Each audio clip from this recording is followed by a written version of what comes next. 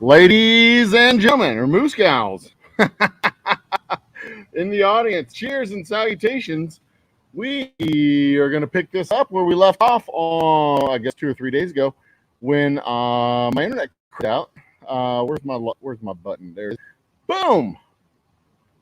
Let's my face back up here. There we are. Cheers and salutations. It is a beautiful, what is today? A Saturday morning. I'm here at the distillery, as you can see. We've been doing a little bit of work with our barrels over there to get the rye ready to go in, when's it going to be ready? About 6 weeks. It'll be ready to go in about 6 weeks. Our label should be here in about a month. And the rye should be ready to go. But we're not officially announcing that yet, so you didn't hear it from me. We're going to unveil the label in about 3 weeks, I believe. And we're going to do a giveaway of our newest bling bottle, which should just about coincide with the time the Astros win the World Series. But hey, we're not there right now. We're not counting our World Series sheep before they hatch. We are simply playing a little game I like to call Factory 10. A lovely little game. Let's get us in here. Tuesday, or not Tuesday. What day is today? Today was Saturday, so Friday. 2 days ago, Thursday, I jumped in the game, and the internet completely down all around the area of my home office, the pandemic studio. So we had to turn around and, I stopped what we were doing. The game is paused as it was when we left off. And Moose Gal, cheers. I'm going to jump game, so I'm not going to be able to see chat until I go get my phone. Bear with me though. So here's what we got going on. This is the market, the food market. The food market is connected to all these houses, 16 houses. The plan right now is to flood that food market with 4 types of food. So we have grain here. Flour is going to be coming too. That's the lumber mill. Where's the flour? There's the food mill. So this food mill, I'm going to move over to this rail line. In fact, I can do that now. Move the food mill over to the rail line. We're going to plop it in right here. I'm going to rotate so that it is rotate. Come on. Rotate. There we go. And we will also add, I'm probably going to have to move this later. We're going to add a rail loader so that we will be able to. Okay, so what's going to happen is grain will be picked up here and dropped off here, and then also grain will be picked up here and dropped off here. Other trucks will come through. In fact, I will make those happen right now. Nope. That. Other trucks will come through and pick up flour. I will set these to pick up. What's going to happen is the grain is going to get picked up and dropped off only if the food mill, the flour mill, whatever they call it, is receiving food. And any leftovers will then go straight to the food market. And at some point very soon, we should have an overabundance of both. We should have rail cars that are full.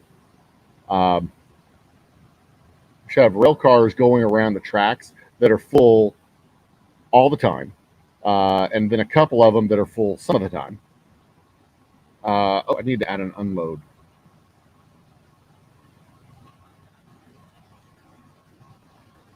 There. That way, grain will get unloaded. Flour will get loaded. I also need to tell this to receive flour. Boom. Okay. And turn you on so that you will receive flour. Now, what we'll see here, the food store automatically delivers everything to where everything it receives to the houses. So the houses, we will eventually see an inventory start to build up. Yeah, see, this one has carrots. So we're seeing the houses build up an inventory of foodstuffs. So they've got carrots, they've got water. How much water do they have? They have a full inventory of water. They do not have a full inventory of carrots yet. And if we also look over here at the store, we will start seeing these things start to fill up. The grain, the flour, the carrots, and I will add one more. I also need to make sure that my conveyor belts are delivering the stuff that they're supposed to be delivering. I think I'm only delivering carrots right now. Yep, I am only delivering carrots right now. And that's great. All the other deliveries are going by hand to the market. And that is because we do not have enough food coming into this barn, and I want it to get filled up so that we'll be able to fill up the all right, these little shitheads are getting on my nerves. Y'all don't need to be doing this. Get out of here. So they're delivering food directly to the food mill, and I don't want that to happen because they're taking grains away from my farm. My farm needs those grains in order to fill up, and I'm probably going to build another farm next to this one to do the same thing. We're also going to raise this terrain one more time in order to make that happen. I think I can do this and this, and yeah, we'll reclaim the shit out of this land. Raise them up. Oh, I don't have enough coins. Okay, that costs red coins every time I want to do that. Okay, so let's bring it. All right, so we have all these train trucks coming through. They're going to pick up grain. Nope, these guys aren't picking up grain. These guys are picking up flour. So they're going to pick up flour. These guys are going to pick up the grains, or the... What are they doing? Okay, they're still starving for flour. You. Stop. I'm making them retired. I'm deleting them and making them retired. Okay, so they still don't have grain to pick up, and that's fine because people were hand delivering grain to the grocery store. That's fine. I believe these trucks are the ones picking up grain. We'll see in a second. Or are they all picking up carrots? Carrots.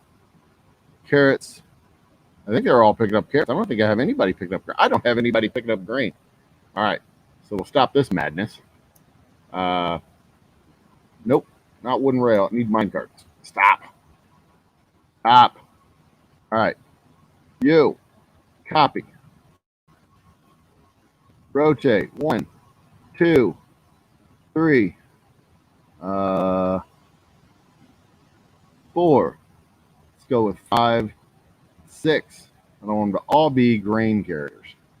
You. Grain. You. Grain. I wonder if I can select multiple ones at the same time. You.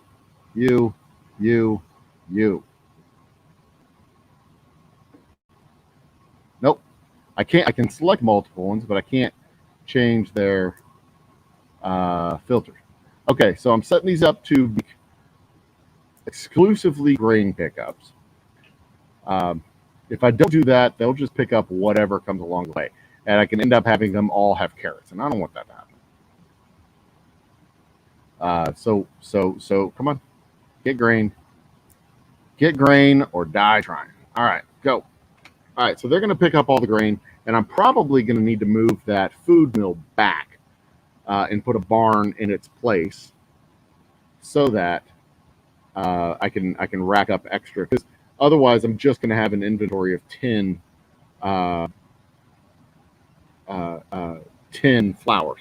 Now look, see, they're full on grain, so the grain's going to go straight over here to the barn, and the barn's going to start full of grain, as it should.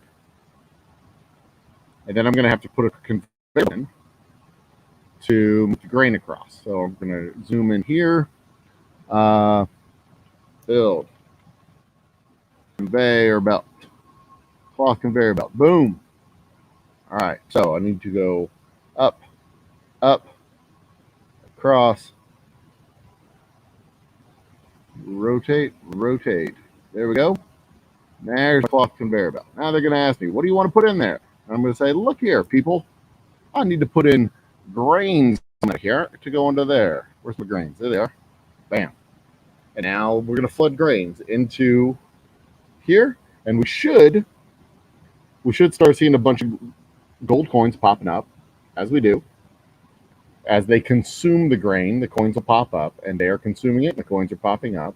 And eventually we will start seeing an inventory of grains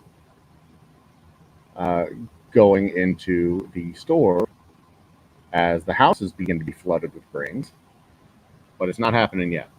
So let's give that a few minutes to work as it does what it does. Okay, so now I've got to solve this problem real fast because they're going to have more inventory than they know what to do with. Now, what I could do is I could put this guy right next to the barn with the grains, and it can feed straight into the farm, into the whatchamacallit, food mill. It can feed straight into the food mill, and then the food mill can then have its own barn that it can feed its flour into. That way, I'm not moving grain all over the map and doing weird stuff like that. They're going to pick up all of the inventory except one, and then the others are full. Yeah, so I need to move this guy back. But if I move this guy back, where can I put? Oh, I just need to put the. Yeah, that's all. I just need to move him. Move him over 3. Stop. Build a barn. I'll put the barn right 1 space over, like so. Build my come on. Build off conveyor belt. Put it there. Thank you. Build my cloth conveyor belt right here. Put it up 2 spots.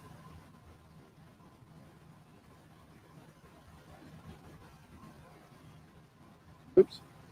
Down 1, down 1. Okay, put it up 2. I like to put them up 2 so that cars can move in between them. So I will take this, move it to there. No, I'll move it to here so that it unloads grain, and you to right here so that it loads up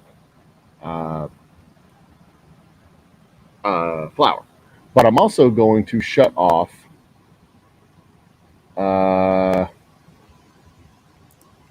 do I want to shut this off? Yeah, I'm going to shut off 2 of them so that it doesn't have, so that only, well, there's no need for me to shut these off, actually. Just let it be. Let it load up as much as it wants. We'll have a excess of inventory here. Trains will come when they need it, and it'll drop off the bonus supplies here. And let me put in a conveyor belt there to move the flowers over. Nope. I don't know what the hell you're trying to do. Rotate, rotate, rotate. 1 more, and boom. What do you want to move, Mr. Mayor, sir? I want to move flour. Yes, indeed. Thank you. All right. So, look and see what we got going on here in the store. We still don't have an inventory buildup of anything because as fast as it comes into the store, it's going out, as evidenced here in the barn as well. The houses don't have excess. Okay, so now what we're going to do is we can see up the chain and see where everything is. All right, so they've only got 5. Okay, stop. You're still taking... Okay, these guys are still harvesting by hand, and I don't want that to happen. What is this? The water? Wait, who's taking the water? No. All Nobody's taking water, I don't think. Good. They're all stone. You, corn, or carrots, you're retired. Go away.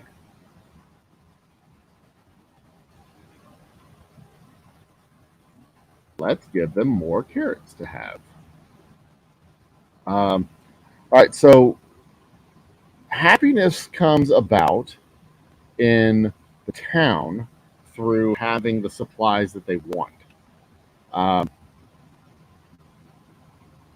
oh, am I breaking up? Thanks, Moose Cow. I hope.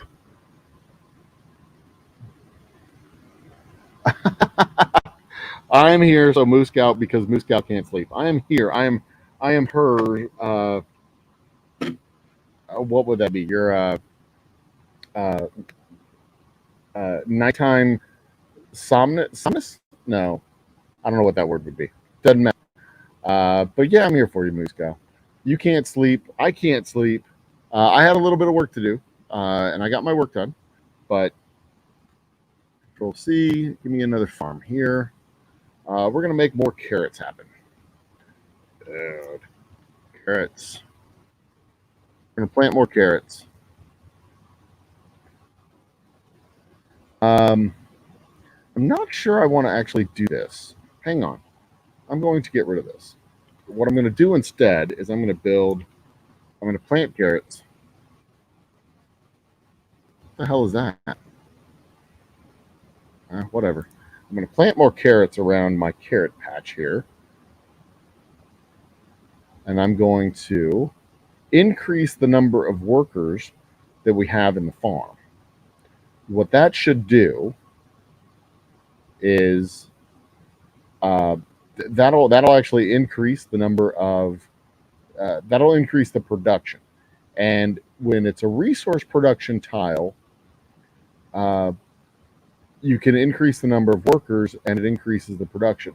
When it's a processing tile, you can't increase the number of workers and increase production that way. It just doesn't work. It doesn't work that way. In the same way that if you add workers at your job, productivity doesn't one-to-one increase. It's a slower increase than that. All right, but we do need more, apparently, more rail cars. Come on, get in here. We will put in 1, 2, 3, 4. Whoops. I don't want that to happen. Move you to here. There. Now, you can link these guys together so that it's one long train, but that makes them go slower. And I don't want them to go slower. And we are consuming more grain than we are supplying, but we're also not taking it away faster than we're producing it. So I'm going to fix that problem and just take away as much as I possibly can to make it possible. Now, part of one of the dirty little secrets about logistics is the length of the supply chain also provides extra inventory for your end users. So as you can see from this particular supply, I mean, this is a length of a supply chain literally laid out on a map. In some cases, lengths of supply chain are simply the distance between countries, like China to the United States, Pacific Ocean, stuff like that. But you can also put a whole bunch of container ships in the Pacific Ocean between Guangzhou and Los Angeles, or Guangzhou and Houston. You can put a bunch of container ships in the ocean, and that is like that's kind of like a bonus warehouse for the producers over in China. They've got these giant floating warehouses. Okay, so we have a big fat surplus. Well, we have grains that build up here, but they're not building up here, which means they're consuming them. They're consuming them as fast as I can get it to them. There are more carrots. We're building up a carrot inventory. I'm trying to flood these guys. I've got one more. I need to build one more farm, I think. Happiness is high. Yay, let's make more happiness. Capacity of houses up. 6 more houses I can plop down. But I can't supply the houses out right now, so we've got a problem. Now, I can literally extend my supply chain out to a potato patch right here, and I think I will do that right now. Potato, tomato, something else in addition to what we have.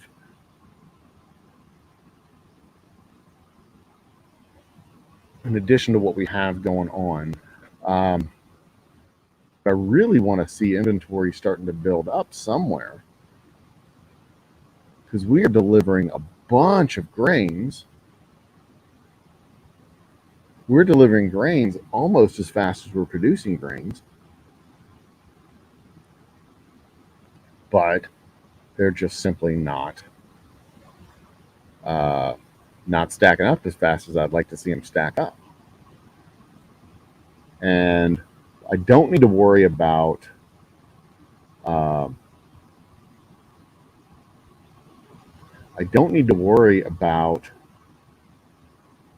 my grain inventory here. I mean, they've got plenty as far as that goes. Of course, I could add extra rolling inventory for these guys. Although it looks like they need 3 flour to produce 1. Looks like it's 3 flour produces 1 grain. So maybe I do need a little bit extra inventory to go into my grain mill. Yeah, maybe I do. Maybe I need to put the grain mill next to the barn, and then add the next barn next to the grain mill. I don't want to move shit around. But yeah, I could feed the grain mill directly from the barn, so it's always got enough grain. And then the flour, yeah, I guess I'm going to have to do that. God damn it, I don't want to do that. It's a pain in my butt, but I guess that's what I'm here for. To have pains in my butt. All right. All right, stop. Stop what you're doing, because I'm about to ruin the image and the style that you're used to. And to be completely honest, I don't know how long my microphone is going to hold up. So we may be switching over to cam mic soon. Fix you. Oh, we're all done there. All right, so we get a conveyor belt here. Sorry, a shoot, ba-doop, doop, doop, ba-doop, ba-doop. With a grabber.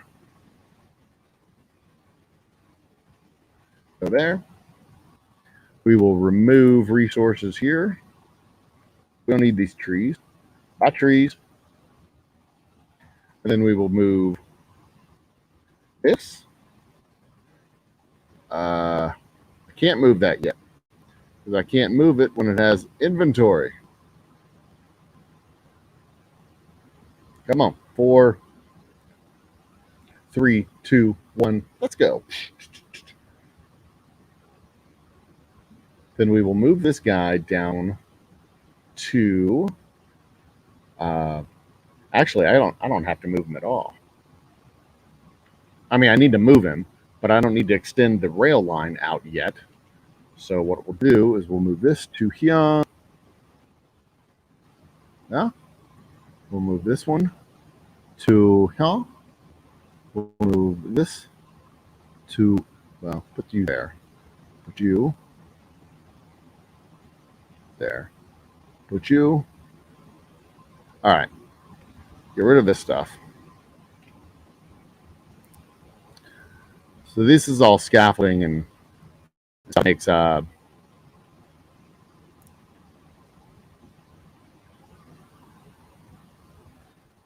makes these things move where they need to be.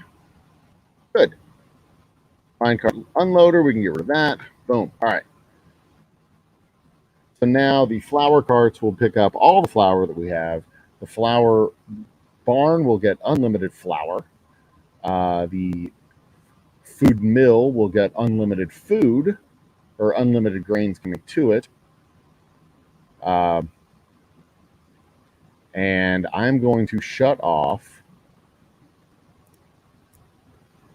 these three so that we only have 50 flour coming into this barn at a time. The reason for that is because that will limit the amount of grains that get taken out of the grain storage barn.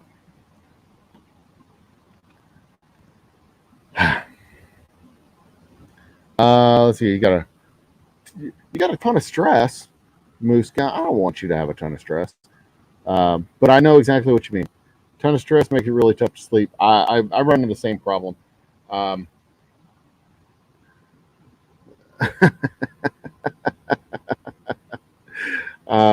I appreciate the awesomeness friendship, the friendship comment. But yeah, I get it. I mean, stress is more exhausting than people give it credit for being. And a lot of times, in all fairness, a lot of times stress is self-induced. I mean, I volunteered for the lifestyle that I've got. I volunteered for running a business. I volunteered for all this shit. So this is all stress that I volunteered to bring on myself. But that doesn't make it any less real or less challenging to have in the real world. All right, so look here. We see up here we're getting inventory of carrots in these houses. They're getting inventory. They're building up some inventory. So real soon, when it comes to the houses, at least, we're going to start seeing, or when it comes to the carrots, at least, we're going to start seeing inventory build up in the store in just a few minutes. Now I could make more carrots happen. I could sit here and just spam out a bunch of farms with the associated carroty goodness. And I'm going to go. I'm going to just add technology as I can. The coin booster. That's a good one to have. So now I can actually increase the speed of production, like at my carrot farm. As long as I have carrots that I can supply, I can add a coin booster. Where's my thing? Add a yellow coin booster. Boom. That's what I want to add. And now I can add coins to make them produce faster. And if I can produce more, and this is one of the ways that I can add to the supply, I can just produce a shit out of carrots. And the more carrots I produce, you see, there's no inventory right now in the farm because everything we produce in the farm is going to the barn. And everything in the barn, I want this barn to fill up. So that when these guys come through, they pick up everything that they have. Each one of these mine carts carries 10, I think. Its inventory is 10, if I'm not mistaken. Yeah, each mine cart an inventory of 10. So one of these barns can handle 200. So 20 times 10 is 200. So they can handle 20 mine carts worth of inventory. And then, of course, those go over here and they drop them off here. And they've only got enough room for 50. So I only have enough room in here for 5 mine carts. This carries inventory of, I don't know how much. But see, there we go. We're building up inventory with the carrots. These guys are flooded. This guy is beginning to be flooded, which means this is going to start backing up. And as this starts backing up, what I want to see is this barn backed up, because that means we have a full inventory, and then I can expand houses. When I can expand houses, I can put in more houses. Then to make more money, I make more money. I can expand the town faster. That's it. It's this entire interconnected chain. And what I want to see for as a personal preference as a player, I want to see all these little inventory nodes building up and building up and building up, so that I don't have any hesitation with expanding the city. I can put in more town. I can put in more houses. I can put in more towns. I can expand the size of the houses. As the houses level up, they get bigger. They have more people. They have more consumption, and it builds faster and faster and faster. And the more inventory I have, the easier I can do that. So the game is called Factory Town, but the way I play it, the way I look at it, it's all about inventory. And there's no cost to holding the inventory, not like here. Here, there's a cost to holding inventory. All of these bottles, turn my camera, all these bottles here, that whiskey there, those boxes over there on that table, everything here represents dollar signs to me. For me, here to hold inventory. At some point, I would hope I get large enough and successful enough that I can afford to hold inventory, and it actually makes the cost of my production cheaper. In the same way that Jim Beam has acres and acres and acres of rack houses, and every barrel that they open up costs them practically $0, because they've already spent billions and billions of dollars on their production facilities. We're nowhere near that scale, obviously. You could see we're nowhere near that scale yet. But in this game, at least, there's no cost to carrying the inventory. So I want to carry as much freaking inventory as I possibly can. I want the inventory to build up so that I can expand without hesitation and without worrying about running into the ever-present expansion problem. And the ever-present expansion problem is the biggest. Build, plant grains. The expansion problem, shit, that's carrots. Build, plant, grain. The expansion problem is the biggest issue with this game. And it's the biggest challenge with the game. Let's put it that way. It's not an issue. It is, you're wanting to expand. You're wanting to build things. You need, whatever it is that you're building, whatever it is you're expanding, you need to put that down, and you need the resources for it. You need the rails. You need the conveyor belts. You need the whatever it is that you're building. You need them, and if you don't have them, well, you can't expand. Give me a coin booster. Give me a people. Add coins. I want more grains to be delivered. Now, I may actually run into a problem with 2 farms pulling from all this grain. I may run into a problem with actual running out of grain. I may farm it faster than I grow it, and that'd be a problem. But let's see if adding grain to the mix over here helps. See, we're backing up our supply chain. That's fantastic. Let's see if adding grain to the mix actually helps to feed my peoples. First slot is grain. Excuse me. The first slot here is grain. And see, as I see this inventory starting to back up, I know I can add more houses. So we're at 16 out of 28 houses, 1 out of 3 town centers.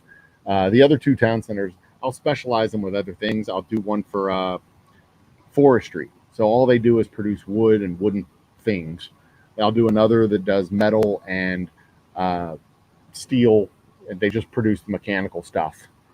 And then this one is probably going to stay with processing and the houses. And we'll continue to build this up with residential base. And eventually, we'll be able to put in things like a packaging plant that takes, well, as it suggests, it takes several items, puts it into a small box, so that you can then take the small box, put it on a rail car, send it to the next place where it unpacks it and ships it all into the store. But all of the stores are still going to take a square all unto themselves. And we're still not building up the damn grains. How fast do these people consume grains? Jesus. Is it not delivering grains? Surely it's delivering grains. Yeah, there's grains right there. It's delivering them, chugging them out as fast as they can. All right. So it's delivering them. I guess they're just, oh, there we go. Houses are building up an inventory of grains. Hot damn. Good. Now the question is, are we delivering them fast enough? Because I may need to put in a second conveyor belt to deliver grains faster to the store. Well, I don't know. That house had 2. Okay, they're getting them faster. They're getting the grains faster than they're consuming them. That's good. It's just a little random. That's fine. That's fine. Let it be random for now. But we are oh shit, we are definitely backed up on grains here. We are backed up on grains here, so it's just not deliver. It's not delivering from here to here as fast as they receive them. So I will put, yeah, I'm going to go ahead and put another conveyor belt in. Come on, give me the right spot. Conveyor belt. Rotate, rotate, rotate. Boom. What do you want to deliver, sir? I want to deliver grains twice as fast as before. That is an innovation. Yes, lad, it is. Dun, dun, dun. Okay. So now these guys are going to be getting twice as fast. Hopefully. Oh, shit. All right. That emptied them out. All right, so we drop off 10. Yes. Yes, it's delivering them quickly. Yes. Yes, that is what I want to see. And then I think I should be able to take that grain out, that second conveyor belt out, once it is right and properly flooded.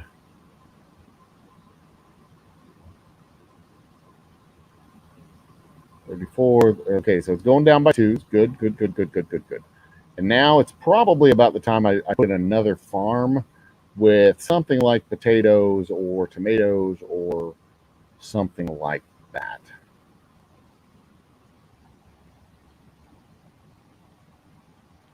All right, stop, build, mine, cart.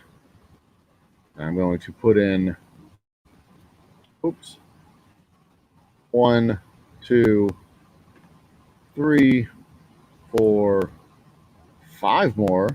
And they're all going to be for grains. I'm doing this now because the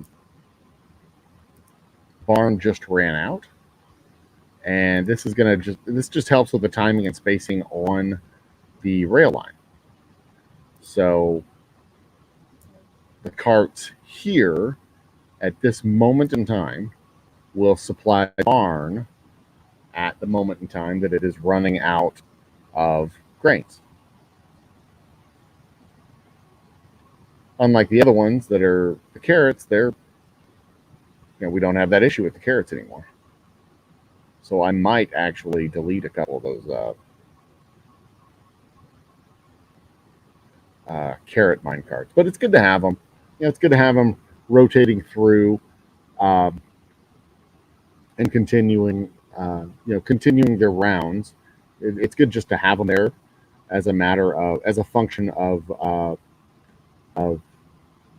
I want to say optics, but as just a function of the game, of what it does. So here, why are you? What is it? Maybe you. Okay. So they don't have any problem with their supply. It's just slow getting everything over to where it needs to be. That's fine. So I may need to build another food mill to produce more flour. We shall see. That's a possibility. Aha, there we go. Grain's filling up. Good. Good. Grain is filling up. So if the grain fills up, I don't know if I should leave that there or not. Okay. Time to make a... Here, what else should I make? I need to make another farm. We need to build us up a farm of... Let's go with... Let's put in a potato farm right here. Next to the carrot farm. We'll build a farm. Pop in a farm. I'm going to overlap, so we'll put it right there. Build potato.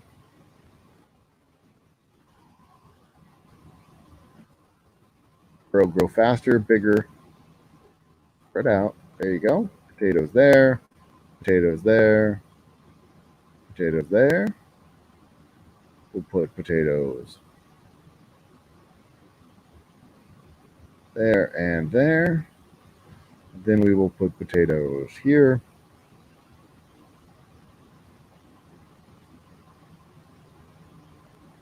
My computer's running super duper slow for some reason.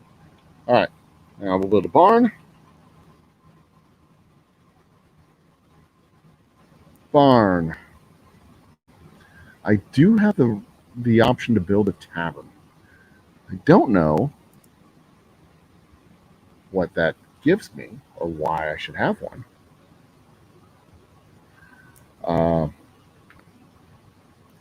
Where is potato? There's potato. All right. I need to hook it up to the water supply system. 2 workers, add a coin booster. Let's go underground for the water. Pipes. Skill.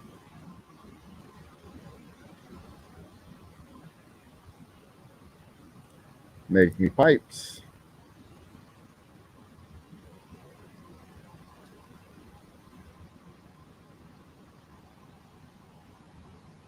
All right.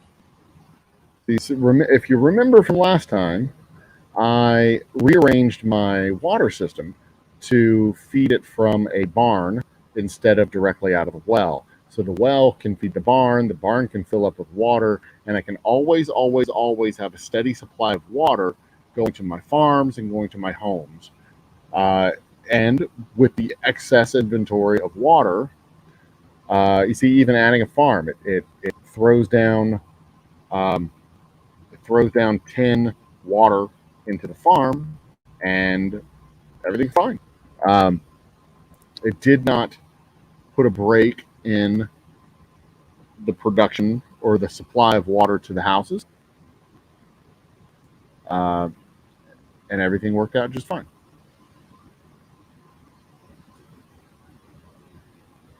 Whoop.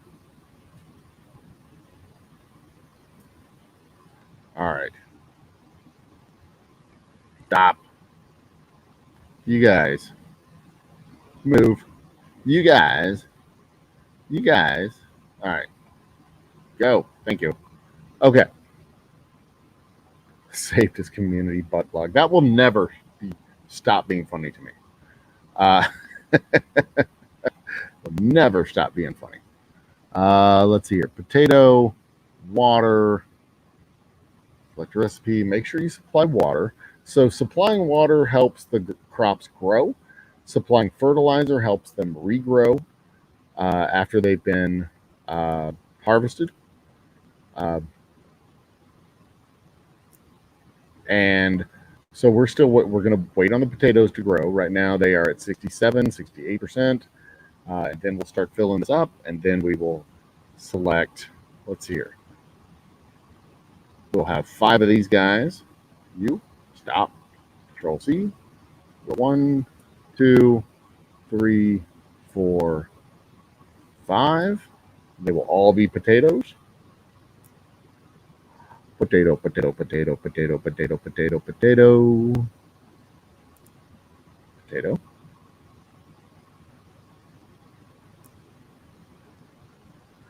potato.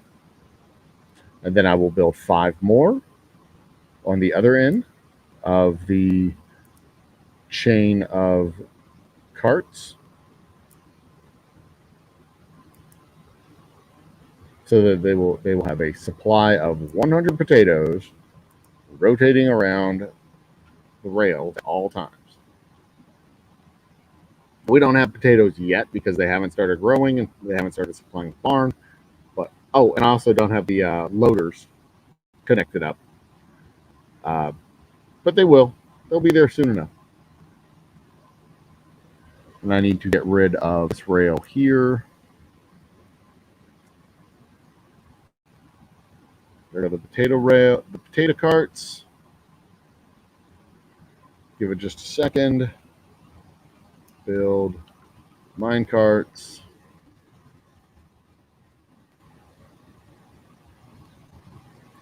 And then we will put in some more potatoes, more potato carts, right about here, I think.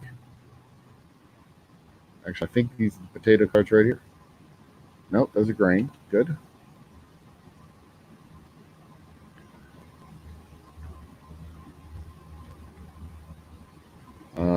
Build wood mine cart. Add 2 here. 1, 2.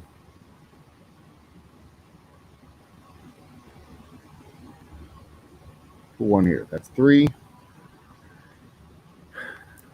Build a potato. So what the hell do I have to talk about tonight? Oh, something I've tried to talk about like last 3 nights. YouTube has come out and they're like, we're not going to tolerate vaccine nonsense for any vaccine nonsense. I think that is a absolutely fantastic stance. Because, it's the difference between good nonsense and bad nonsense.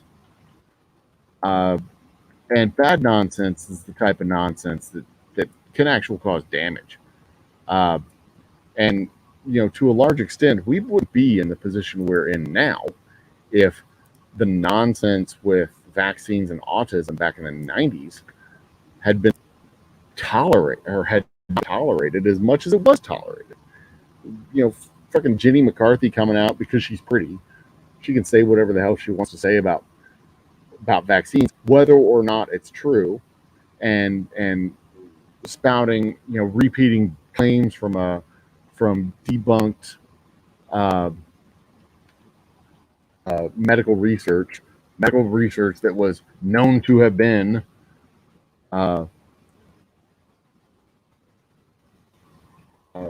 retracted and debunked. If some of this stuff back then wouldn't have been tolerated, we wouldn't be in the position now where actual vaccine claims are being dismissed and lied about. And it's one of those tack-on things with the anti-vaccine claims from the 90s and the damn truther claims for 9/11, and then the Sandy Hook claims, and then all this like trickle down nonsense. It starts with one little nugget of dumb, and then it grows into a vast pile of idiocy and stupidity. And I don't have any problem saying it. It is idiocy. It is nonsense, and it has no bearing in truth whatsoever. And people just repeat the damn claims. And if this stuff had not been tolerated back then, it wouldn't be around now, and we wouldn't have kids getting measles and micro outbreaks of the mumps. I mean, Jesus, you know how many kids I knew who had the mumps when I was a kid? Zero children had mumps when I was a kid. There's a reason for that, because everybody in my school was vaccinated for the mumps and measles and rubella, the MMR vaccine. It was a thing. Of course, back when I was a kid, they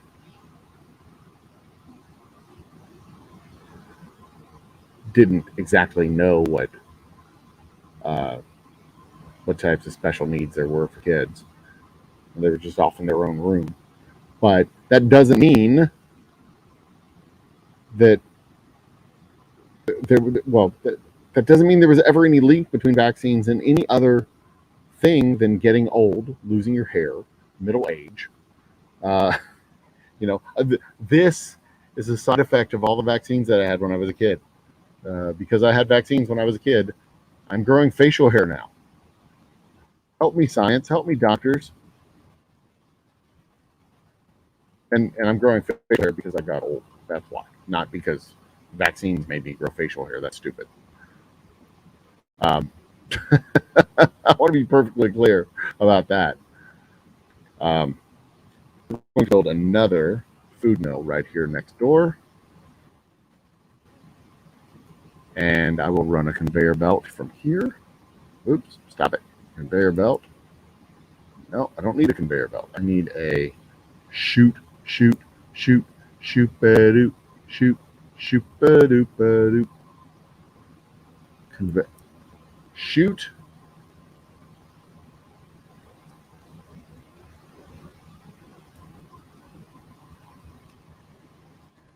Make sure it goes there, and make sure it goes there. And a grabber. So, yeah, and that goes along with the. It's not a rant. The cancel culture discussion that I've recorded and talked about. Like, there is no such.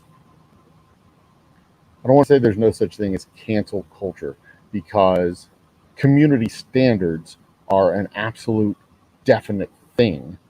And if you run afoul of community standards, you can and should suffer the consequences of those communities. That's part and parcel of being a community, of being able to set standards that define who belongs and who is allowed in the community. What behaviors are accepted, what behaviors are not accepted. I belong to a lot of communities. We all belong to a lot of communities. More communities than you even think you know about. You belong to a lot of communities. It's a fact of life. One perfect example is I belong to my work community back when I had an office job. And I kept a very high and thick firewall between my office community and my home life community and my after hours work community. This community, the distillery community, I kept a very firm, high and wide firewall. I did not let a lot of those people into my family life. I did not let most of those people into my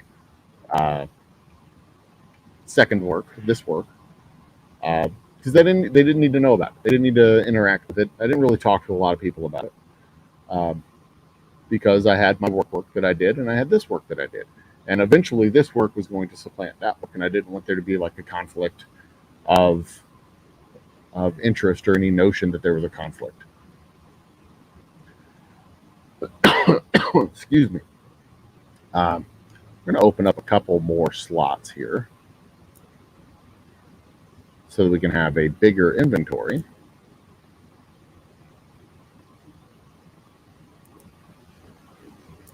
And just produce the shit out of this grain or this flour.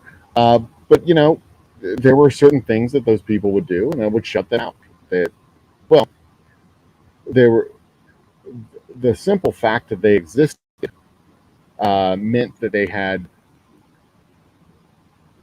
certain territories that I would let them in and certain territories that I would keep out. They all didn't need to know about my kids and my family and all the other stuff. In fact, there were certain people that I worked with that I didn't tell them anything about. They didn't know how many kids I had. They didn't know. Hell, some of them didn't even know I was married. It's simply because I didn't know who they were.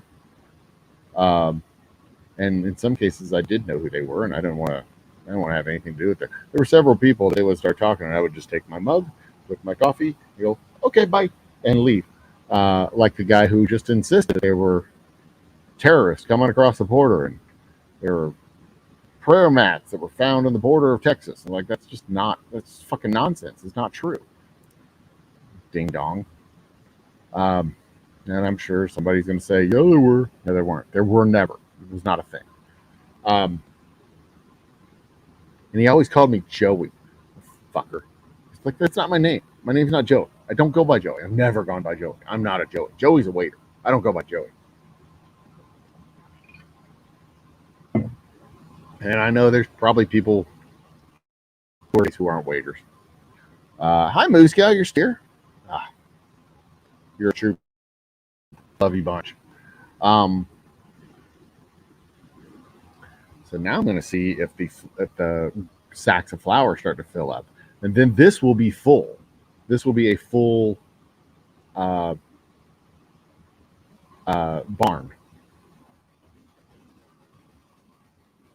We're going to build 5 more minecarts. Build minecart right there. We'll put 5 more right here.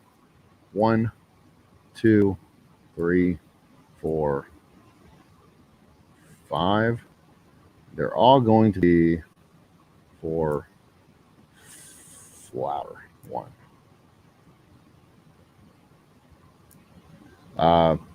So in a lot of ways, you folks in the YouTube world know more about me and my family than some of the folks that I used to work with at the big giant bank prior to working the distillery full time. And that's just a function of what I allowed the community to be involved in, what I wanted them to know about me, how I wanted to interact with them. Like me, I was fine with knowing anything they want to know about me. But there were other things that they just they didn't need to know. I'm going to add coin boosters to both of these and see if we can produce more flour. Because if I build another one of these, if I build another food mill, and I could do that, I could build another food mill. But if I build another one, it's another population point. And I mean, we got plenty of population spare. We got 57 out of 107. 57 people being utilized out of 107 total population. And my goal always in this game is to have things as automated as I possibly can, to use as few people as I possibly can. And that's probably, I don't know, that's probably ass backwards, but all right, so we got 2 loads of mine carts that we'll be able to fill up. It was just 2 mine carts that came through. All right, so we'll be able to fill up 5 mine carts in a second. That's cool. So we'll be delivering.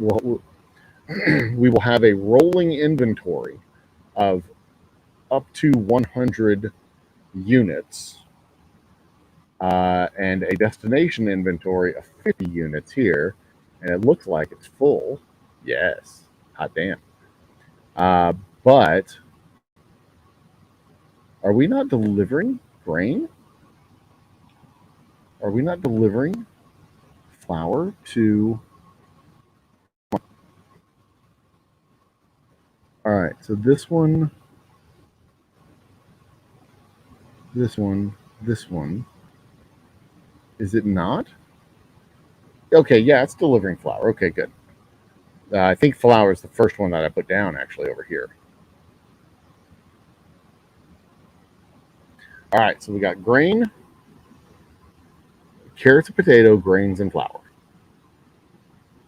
And at some point in the very, very near future, we should have houses. Aha, houses with a buildup of inventory of flour. That's what I want to see. So this is the first step. We flood the food market with 4 types of food. And then the next thing I'm going to do is build 4 orchards. Apple, pear, dragon fruit, and what's the other one? Berries. Berries are a farm, not an orchard. But I'll have those 4 fruits going into their own warehouse, and then there will be another kitchen. There'll be a kitchen along the line where first we deliver the fruits, and then they go to the kitchen. So it goes, fruits get delivered, and the kitchen gets the leftover fruits, and any of the leftover fruits go into the kitchen, and the kitchen produces the juice. These 4 juices: pear juice, apple juice, berry juice, and dragon fruit milk. Dragon fruit punch, whichever one that is. Where's it at? I don't see the dragon punch. There's the dragon fruit, berry juice, pear juice, apple juice. All right, so the dragon punch isn't here yet, but it shows up in a minute. After a while, it'll show up. And then milk comes from the farm. But the juices can all be delivered straight to the food store through underground pipes. So we'll do that. We'll have the juices go to their own barn, and then the barn will feed those juices through the underground pipes. And then the milk will do the same thing. We'll set up some farms, some pastures to produce the milk. The milk will go into a barn. The barn will feed the store through underground pipes, and then that'll maximize the happiness through food. Everybody will be getting all the food we can supply through a rail. We'll do the same thing with we'll do eggs, we'll do fish, and then tomatoes. What's the other one we can do? All the loose bulk stuff. Tomatoes and those are all the berries. That's cactus fruit. I can set that up. Sugar, I can set that up. I can basically do 4, 8, 12 loose bulk plus the 4 liquids. So that's 12 plus 4 is 16. And if I get really creative and move the barns around, I may be able to figure out a way to cram 1 or 2 more barns in there. But there's only so many inputs you could put into a store to make it work. My watch says it's 1:30 almost. What is this thing? Oh, Adobe wants me to do a thing. I don't want to do a thing right now for Adobe. Sorry. But I've got to drive home after this. So I'm at the distillery. And as y'all saw last night, it's dark out there. There's no lights. All right, so we're stacked up on grain. We're stacked up on flour. We're stacked up on carrots. And we're stacked up on potatoes. We are fully supplied with the first 4 foodstuffs. So what I could do is just demonstrate let's see, how big is the sphere of influence for this guy? All right, so there's the sphere of influence, or the circle of influence for the food store. Can't go too much further to the right. I can go a pretty good ways to the left, and up and down. I can go both those directions. But if I put another house down, that house is going to immediately consume a bunch of carrots, water. This is going to consume all the stuff immediately. And I'm going to hold off on that for now. What I need to do is work on the next levels of leveling up, which is the metal rails and iron wheels, and then work on the next levels up of happiness, where we start. And of course, the next levels up of happiness are going to be supplying either more food, or certainly more food, and then what would we do? More food, and then the actual building materials that they need. So the general store that they're going to use. And that's another store. And then there's a third store, which is the Apothecary. The Apothecary provides herbs, medicine, bandages, things like that. So that's an entirely different supply chain that I've got to work on. An entirely different set of foods and materials and stuff like that. We have our apple orchard over here. So apples are being supplied to the city, but what I'm gonna do is I'm going to convert the apple orchard into fruit delivery. So I'm going to make 4 foresters over here supplying apples, berries, dragon fruit, cactus fruit. Cactus fruit can only be grown on sand. So I don't have the soil anywhere around here on the map to produce cactus fruit that I know of. Yeah, no, there's no place on the map that will produce cactus fruit. Well, is that cactus fruit able over here? There's sand over here, way over here. There's sand, so I'd have to buy this land here to produce cactus fruit, and that's another time. Oh, there's some sand right there. I could produce cactus fruit here and here. That's not a lot of place. Not a lot of space to produce cactus fruit. I also need more red coins to terraform the area that I want to work with. I want this to be flat. I don't want there to be hills. It creates a challenge. I didn't use a flat map. I used a regular map, but that in order to flatten it out, I need to spend money to do it. So our next episode 3, will be working on the metal rail and iron wheel chain, tech level, upgrading my tech level.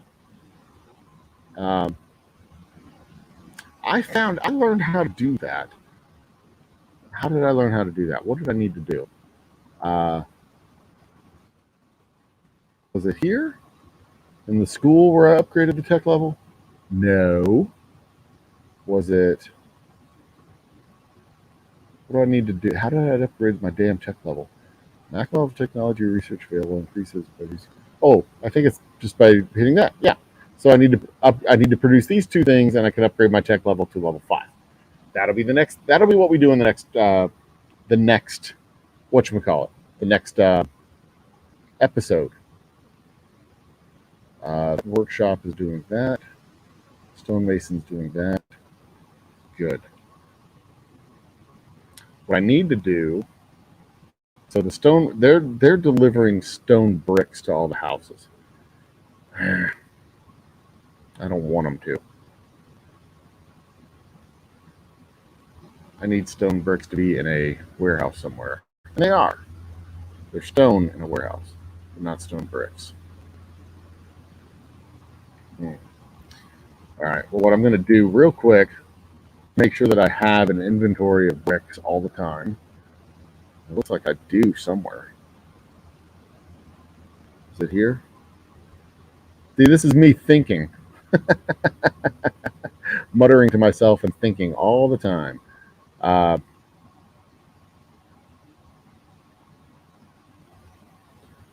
Now, I'll probably also build like a little neighborhood of 4 houses and 4 houses and 4. I'll set up a corner that's just houses. You can also here's something that's kind of cool that you can do in this game.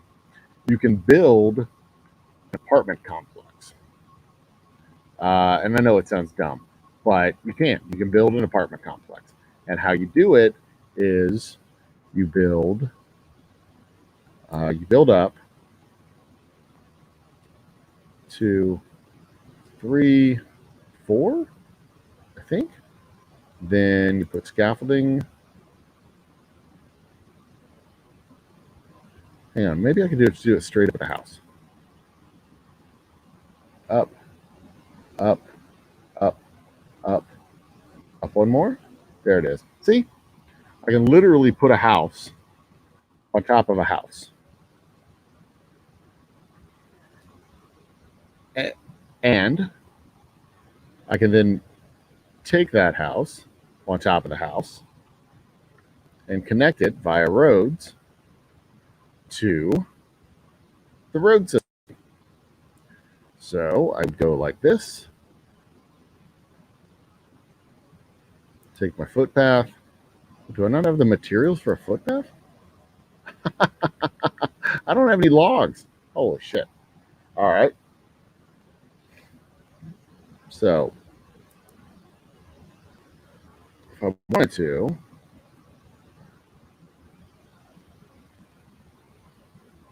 now that house is connected by a road. See? And I can build that road all the way around this road and continue to do it using this ramp. See, those people are coming up and feeding that house. That you can build an apartment complex because that circle of influence is actually a dome of influence. So as far out as it goes, it also goes up. So I can build these houses up and stack them 3, 4 deep if I wanted to. I don't know if I want to do that in this particular game. I don't know. I haven't decided yet. It's a maybe. You could also do that with the buildings. If I wanted, like this building, this factory here that is building the conveyor belts right here. This is the producing and storing the conveyor belts. I could make these things stacked on top of each other. So the cloth coming into here, I could put this workshop on top of a little platform that's in between all these guys, and then it could feed down into the barn that's right here, and it could take up a smaller and smaller footprint if that's what I wanted to do. It's not what I want to do. But I may do that with the houses, just to make sure that the houses don't use up all that much space. But we can also see, just by adding that one house, my grain supply is gone. They consumed all the grain. So all of my,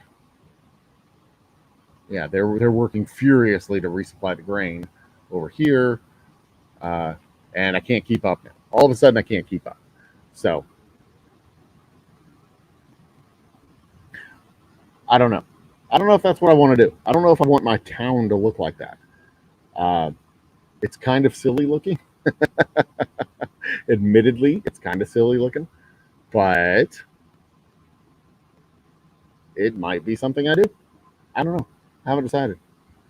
Let me know if that's what you want to. If you want to see my town with double-decker housing, because I've got 11 more houses that I can build, and I've got 12. I've got 16 houses on the ground, so I can put all those houses on top of the houses that already exist. Let me know. I'm curious. Well, we'll see. But I'm also going to expand this. I think I can expand the barn. Yeah, I can upgrade the barn, and it will hold twice as much supplies. So that when we do decide to add all the other houses, I will have plenty of supply on hand to feed them.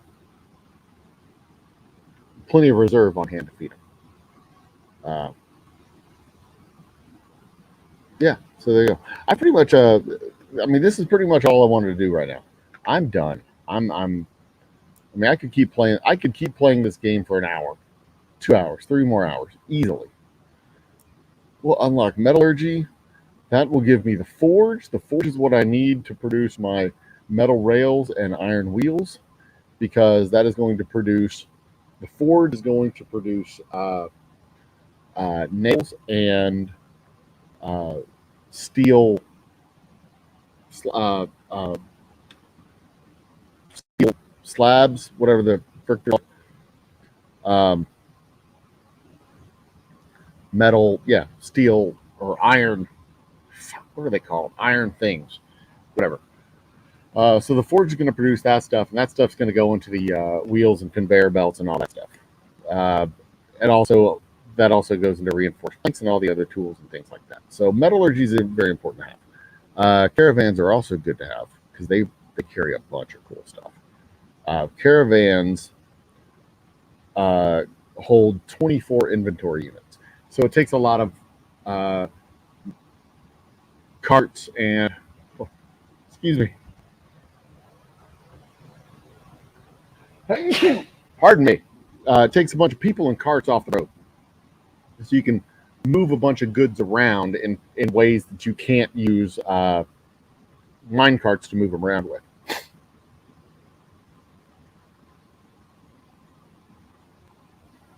I'm hearing odd activity outside. I think we have critters running around out there. But that's going to be it for now. I think I'm going to wrap this up. I think that's what I'm going to do. So, brothers and sisters, children of all ages, hey, Twisted Art, you just got into the party. I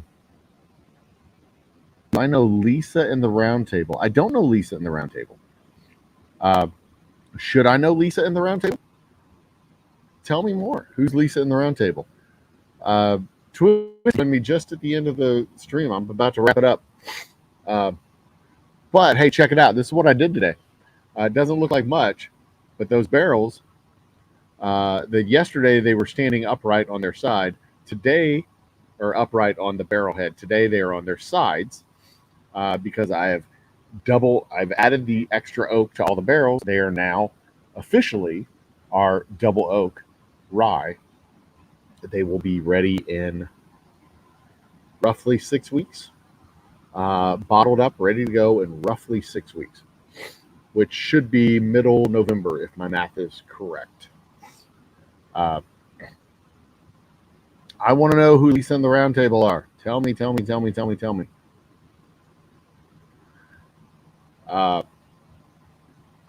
know what? We'll do this. We're done sharing the game. If y'all would like to join me, you are welcome to join me. Copy to the clipboard. There's the link. Otherwise, I'll give it 10 minutes, wrap up the set, and head home. Give me 1 minute. I'll be right back. Here is they're partying tonight, are they? Let's look and see. Let's go find their channel and see what they're doing. Lisa and the Round Table. Are they partying on YouTube?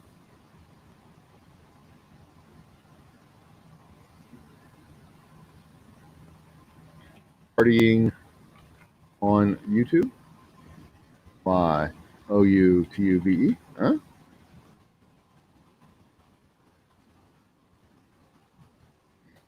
So I have a very beefy connection here at the distillery.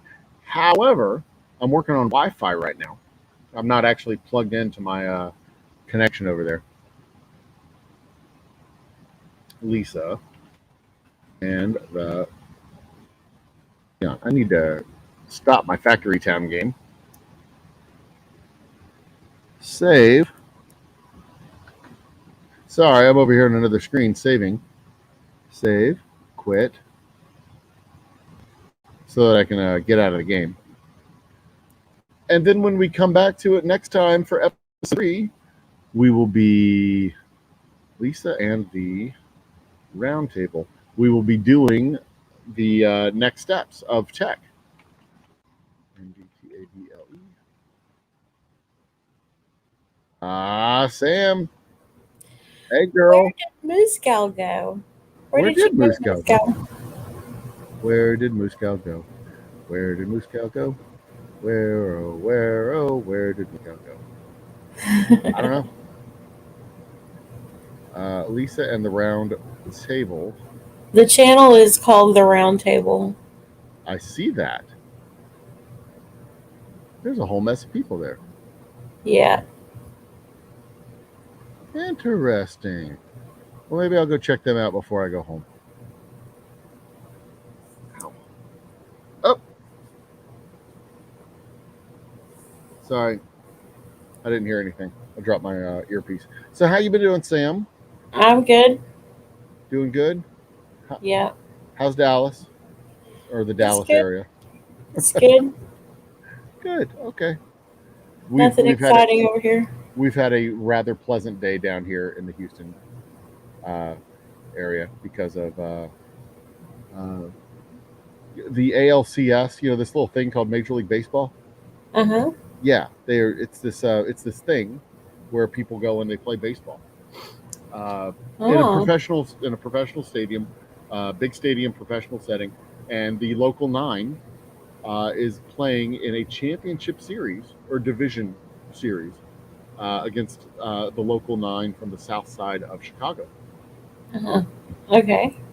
And it's very exciting because our local 9 won against their local 9, and now we go to their stadium in the south side of Chicago to play a game there. It's very exciting.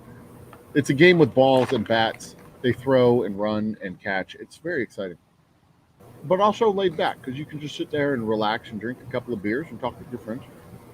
Yes, the sport that they play, this baseball, is a very fun sport. I think it'll catch on. I think it'll be. You I think think it'll be catch popular. on?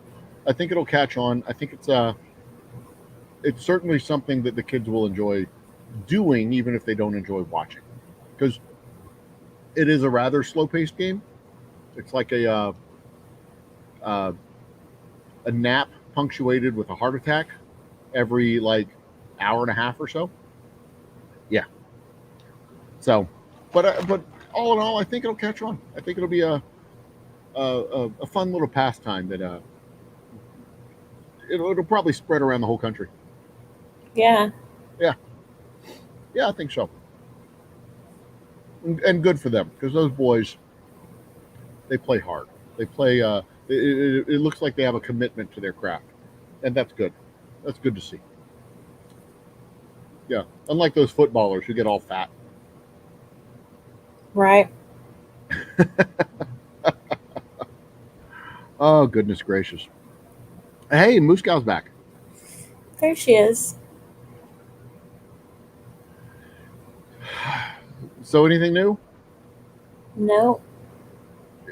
Have you done any live art streams lately? Not in the last 3 months. 3 months. Oh, that's a long time. It All right. does. It feels that way. Yeah. Well, when next time you do a live art stream, I want to know. Be sure to post it out there early so that I can get my reminder because I want to watch. Alrighty. I don't want to miss that reminder. And a lot of times, I like go dark for 3 weeks at a time because I'm up here doing nonsense, my own nonsensical stuff up here in my shop. Like cleaning equipment and moving pallets from there to there, and then back from there to over there, and then taking the bottles off the pallets and putting them there, and then moving the pallet over there, and then moving it back again because that seems like that's my entire job is just moving pallets. Right. But yeah, I mean, I go dark for a couple of weeks, and I miss out on a lot of the fun stuff that's going on in the community with the folks. So I don't want to miss your next live. I want to see it when you do another live art because I think that's a lot of fun to watch the creative process as it's happening. Because a lot of times we don't get to see the creative process as it happens because it's a long, slow process, and it just kind of draws out over time. But when you can do a piece of art in, I don't know, whatever it is, 30 minutes, 45 minutes, an hour and a half, it's really cool to see it just like the Bob Ross effect. You start off with a blank canvas and you're like, oh, what the hell is he going to do now? And then boom, all of a sudden it's a landscape. And you're like, wait a minute. Right. Let's do this. And he like starts blotching some black paint on there and you're like, no. And then, oh wait, that's just a happy tree. Cool. And it's cool to watch different artists do it because they do things differently. Oh yeah. And that's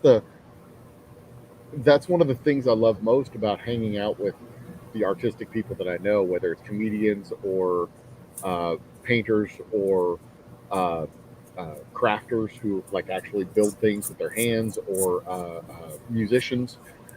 Their artistic process is, even within their genre, are always so very, very, very different. But as it comes together, there's still a pattern to the madness where they may start off this way or start off that way, but then it just kind of weaves back and forth through these lanes, and it eventually gets to a place where it looks like something. Right. I don't want to say it ends up at the same place, but it ends up in the same idea of either a finished concept or an adequately finished concept that they just quit messing with it. Right. That's a good question. When you finish a piece, do you ever do, hmm, do you come to a point where like I don't want to touch this anymore because I'm satisfied with it, or do you come to a point where it's this is what I wanted to put together, I'm done, or is it like a little bit of one, a little bit of the other? It's mostly this is what I intended and I did it and Yeah. I'm done. Okay. Okay. So there's a picture in your head, and you achieve the picture and you finish. Sometimes I struggle with it a little more and I get to a place where I'm satisfied with it and I'm like, I need to stop touching or I'm gonna mess it up. I got you. I got you. So it's a little both. Yeah. Because I don't. I when I create, I'm like, I consider what I'm doing here. I mean, this is business, as obviously, but I also consider it to be something of a concept art. That there's not really a finished product. Uh, the distillery itself will never be a finished product. I'm always building it. I'll always be building it. I'll always be creating, and I'll always be destroying part of it and building a new part. Um, but even when I sit down with like a canvas and brushes, there's a concept in my head that I can approach, but I don't know if I've ever done a thing where I've gotten to the point where I've accomplished the concept. I've approached close enough to it where I'm satisfied with it, and then I worry that if I do anything else with it, I'm just gonna Mess it up. mess. Yeah, like I'm gonna knock the nose off the statue. Right. I try and sculpt it a little bit more. The whole thing's just gonna come off. Right. I got to start over. Um, so yeah, I, yeah, it just fascinates me to hear the way artistic people consider their work finished, because I know a lot of them that never consider their work finished. I can be that They just person. stop messing with it. They're like, it's not finished, but I'm not doing anything more to it. So I it's can be that person because I'm very critical of my work.